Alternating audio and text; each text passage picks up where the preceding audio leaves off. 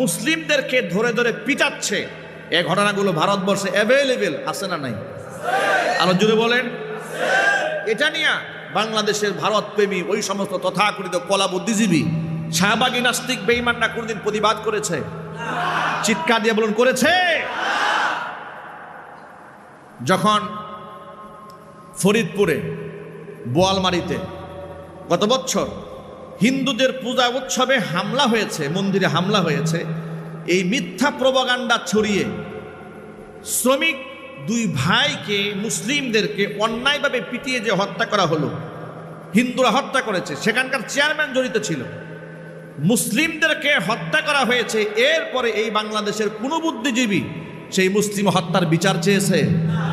চিৎকার দিয়ে বলুন, চেয়েছে? চায় নাই। ব্রাহ্মণবাড়িয়া নাসিরনগরে মন্দিরে হামলা হয়েছিল, তৎকালীন যুগে স্বৈরাচারীর আমলে